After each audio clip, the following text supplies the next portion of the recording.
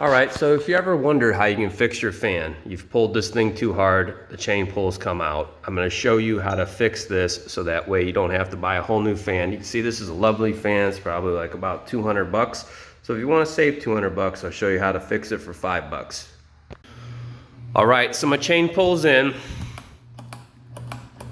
works. So you just unscrew this and that's how you get this thing out of there.